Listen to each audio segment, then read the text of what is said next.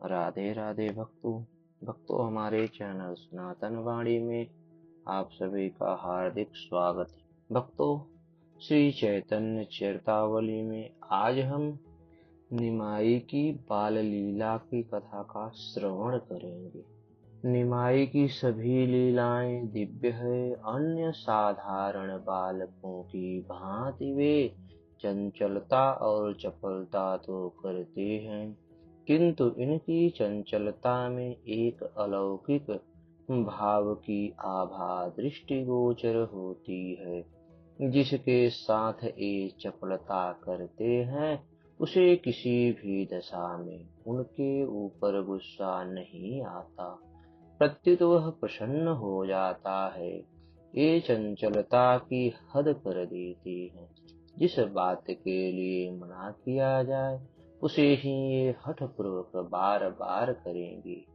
यही इनकी विशेषता है। इन्हें अपवित्र या पवित्र किसी भी वस्तु से राग या द्वेष नहीं। इनके लिए सब समान ही है। एक दिन की बात है कि निमाई के पिता पंडित जगन्नाथ मिश्र गंगा स्नान करके लौट रहे थे। उन्होंने अपने घर के समीप एक परदेशी ब्राह्मण को देखा। देखने से वह ब्राह्मण किसी शुभ तीर्थ का प्रतीत होता था। उसके चेहरे पर तेज था, माथे पर चंदन का तिलक था और गले में तुलसी की माला थी। मुख से प्रतिक्षण भगवान नाम का जप कर रहा था। मिश्र जी ने ब्राह्मण को देखकर नम्रता पूर्वक उनके चरणों में प्रणाम किया और अपने यहाँ आतिथ्य स्वीकार करने की प्रार्थना की। मिश्र जी के शील स्वभाव को देखकर ब्राह्मण ने उनका अतिथि होना स्वीकार किया और वे उनके साथ ही साथ घर में आए। घर पहुंचकर मिश्र जी ने ब्राह्मण के चरणों का प्रक्षालन किया और उस जल को अपने परिवार के सहित सिर पर चढ़ाया, घर में छिड़का तथा आचमन किया। इसके अनंतर विधिवत अर्घ्य पाद्य आचमनीय तथा फल फूल के द्वारा ब्राह्मण की पूजा की और पश्चात भोजन बना लेने की भी प्रार्थना की। ब्राह्मण ने भोजन बनाना स्वीकार कर लिया। सची देवी ने घर के दूसरी ओर लीप पोत कर ब्राह्मण की रसोई की सभी सामग्री जुटा दी। पैर धोकर ब्राह्मण देव रसोई में गए। दाल बनाई, चावल बनाए, साग बनाया और आलू भूनकर उसका भुर्ता भी बना लिया। सची देवी ने पापड़ दे दिए। उन्हें भूनकर ब्राह्मण ने एक ओर रख दिया। सब सामग्री सिद्ध होने पर ब्राह्मण ने एक बड़ी थाली में चावल निकाले, दाल भी हंडिया में से निकाल कर थाली में रखी, केले के पत्ते पर शाक और भुर्ता रखा, भुने पापड़ को भात के ऊपर रखा, आसन पर सुस्थिर होकर बैठ गए। सभी पदार्थों में तुलसी पत्र डाले। आचमन करके वे भगवान का ध्यान करने लगे। आंखें बंद करके वे सभी पदार्थों को विष्णु भगवान के अर्पण करने लगे। इतने में ही घुटनों से चलते हुए निमाई आ पहुंचे और जल्दी जल्दी थाली में से चावल लेकर खाने लगे। ब्राह्मण ने जब आंख खोल कर देखा तो सामने बालक को खाते पाया। ब्राह्मण एकदम चौंक उठा और जोर से कहने लगा, अरे यह क्या हो गया। इतना सुनते ही निमाई भयभीत की भांति वहां से भागने लगे। हाय हाय करके मिश्र जी दौड़े। कोलाहल सुनकर सची देवी भी वहां आ गई। मिश्र जी बालक निमाई को मारने के लिए दौड़े। निमाई जल्दी से जाकर माता के पैरों में लिपट गए। इतने में ही ब्राह्मण दौड़े आए। उन्होंने आकर मिश्र जी को पकड़ लिया और बड़े प्रेम से कहने लगे, आप तो पंडित हैं, सब जानते हैं, भला बच्चे को चौके चूल्हे का क्या ज्ञान। उसके ऊपर आप गुस्सा न करें, भोजन की क्या बात है, थोड़ा सा चना चवड़ खाकर जल पी लूंगा। सभी को बड़ा दुख हुआ। आसपास के दो चार और भी ब्राह्मण वहां आ गए। सभी ने मिलकर ब्राह्मण से फिर भोजन बनाने की प्रार्थना की। सभी की बातों को ब्राह्मण टाल न सके और वे दूसरी बार भोजन बनाने को राजी हो गए। सची देवी ने जल्दी से फिर चौका लगाया।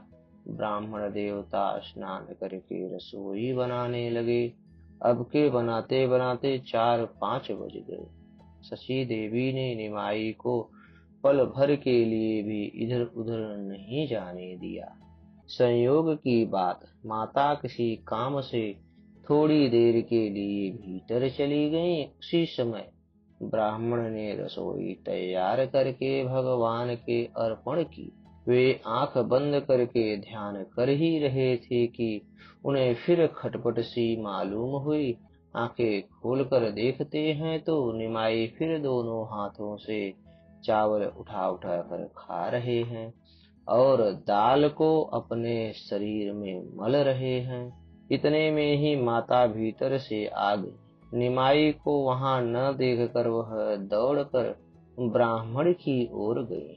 वहां दाल से सने हुए निमाई को दोनों हाथों से भात खाते हुए देखकर वे हाय हाय करने लगे। मिश्र जी भी पास ही थे। अब के वे अपने गुस्से को न रोक सके। बालक को जाकर पकड़ लिया। वे उसको तमाचा मारने को ही थे कि ब्राह्मण ने जाकर उनका हाथ पकड़ लिया और विनती करके कहने लगे, आपको मेरी शपथ है, जो बच्चे पर हाथ उठावे। भला अबूझ बालक को क्या पता, रहने दीजिए, आज भाग्य में भोजन बदा ही नहीं है। निमाई डरे हुए माता की गोद में चुपचाप चिपटे हुए थे। बीच बीच में पिता की ओर छिप कर देख भी लेते कि उनका गुस्सा अभी शांत हुआ या नहीं। माता को उनकी डरी हुई भोली भाली सूरत पर बड़ी दया आ रही थी, इसलिए वे कुछ भी न कहकर चुपचाप उन्हें गोद में लिए खड़ी थीं। ब्राह्मण के आने के पूर्व ही विश्वरूप भोजन करके पाठशाला में पढ़ने के लिए चले गए थे। उसी समय वे भी लौट आए। आकर उन्होंने अतिथि ब्राह्मण के चरणों को स्पर्श करके प्रणाम किया और चुपचाप एक ओर खड़े हो गए। उनके सौंदर्य, तेज और ओज को देखकर ब्राह्मण ने मिश्र जी से पूछा, यह देव कुमार के समान तेजस्वी बालक किसका है? कुछ लजाते हुए मिश्र ने कहा, यह आपका ही है। ब्राह्मण एकटक विश्व रूप की ओर देखने लगा। विश्व रूप के, विश्व विमोहन रूप के देखने से ब्राह्मण की तृप्ति नहीं होती थी। धीरे धीरे विश्व रूप को सभी बातों का पता चल गया। उन्होंने ब्राह्मण देवता के सामने हाथ जोड़कर कहा, महाराज, अब की बार आप मेरे आग्रह से भोजन और बना लें। अब के मैं अपने ऊपर जिम्मेवारी लेता हूँ। अब की बार आपको भोजन पाने तक में किसी भी प्रकार का विघ्न न होगा। ब्राह्मण ने बड़े ही प्रेम से विश्व रूप को पुचकारते हुए कहा, भैया, तुम मेरी तनिक भी चिंता न करो। मेरी कुछ एक ही दिन की बात थोड़ी ही है। मैं तो सदा ऐसे ही घूमता रहता हूँ। मुझे रोज रोज भोजन बनाने का अवसर कहाँ मिलता है। कभी कभी तो महीनों वन में कंदमूल फलों पर ही रहना पड़ता है। बहुत दिन चना चवड़ पर ही गुजर होती है। कभी कभी उपवास भी करना पड़ता है, इसलिए मुझे तो इसका अभ्यास है। तुम्हारे यहाँ कुछ मीठा या चना चवर्ण हो तो मुझे दे दो, उसे ही पाकर जल पी लूंगा। अब कल देखी जाएगी। विश्व रूप ने बड़ी नम्रता से दीनता प्रकट करते हुए कहा, महाराज, यह तो हम आपके स्वभाव से ही जानते हैं कि आपको स्वयं किसी बात की इच्छा नहीं, किंतु आपके भोजन करने से ही हम सबको संतोष होगा। मेरे पूज्य पिताजी तथा माताजी बहुत ही दुखी हैं। इनका साहस ही नहीं हो रहा है कि आपसे पुनः प्रार्थना करें। इन सब को तभी संतोष हो सकेगा जब आप स्वयं बनाकर फिर भोजन करें, अपने लिए नहीं किंतु हमारी प्रसन्नता के निमित्त आप भोजन बनावें। विश्व रूप की वाणी में प्रेम था, उनके आग्रह में आकर्षण था और उनकी विनय में मोहकता थी। ब्राह्मण फिर कुछ भी न कह सके। उन्होंने पुनः भोजन बनाना आरंभ कर दिया। अब के निमाई को रस्सी से बांधकर माता तथा विश्व रूप ने अपने पास ही सुला लिया। ब्राह्मण को भोजन बनाने में बहुत रात्रि हो गई। दैव की गति उसी समय सबको निद्रा आ गई। ब्राह्मण ने भोजन बनाकर ज्यों ही भगवान के अर्पण किया, त्यों ही साक्षात चतुर्भुज भगवान उनके सामने आ उपस्थित हुए। देखते ही देखते उनके 4 की जगह 8 भुजाएं दृष्टिगोचर होने लगी। 4 भुजाओं में शंख चक्र गदा और पद्म विराजमान थे। एक में माखन रखा था, दूसरे से खा रहे थे, शेष हाथों से मुरली बजा रहे थे। भगवान ने हंसते हुए कहा, तुम मुझे बुलाते थे, मैं बालक रूप में तुम्हारे पास आता था। तुमने मुझे पहचाना नहीं। मैं तुम्हारे ऊपर प्रसन्न हूँ। तुम मुझसे अपना अभिष्ट वर मांगो। गदगद कंठ से हाथ जोड़े हुए ब्राह्मण ने धीरे धीरे कहा, हे पुरुषोत्तम, आपकी माया अनंत है, भला मैं क्षुद्र प्राणी उसे कैसे समझ सकता हूँ। हे निरंजन, मुझ अज्ञानी के ऊपर आपने इतनी कृपा की। मैं तो अपने को इससे सर्वथा अयोग्य समझता हूँ। भगवान, मैंने न कोई तप किया, न कभी ध्यान किया, जप दान धर्म पूजा पाठ मैंने आपकी प्रसन्नता के निमित्त कुछ भी तो नहीं किया। फिर भी मुझ दीनहीन कंगाल पर आपने इतनी कृपा की, इसे मैं आपकी स्वाभाविक करुणा ही समझता हूँ। मेरा कोई ऐसा साधन तो नहीं था जिससे आपके दर्शन हो सके। हे नाथ, यदि आप मुझे वरदान देना ही चाहते हैं तो यही वरदान दीजिए कि आपकी मंजुल मूर्ति मेरे मन मंदिर में सदा बनी रहे। एवमस्तु कहकर भगवान अंतर ध्यान हो गए। ब्राह्मण ने बड़े ही आनंद और उल्लास के साथ भोजन किया।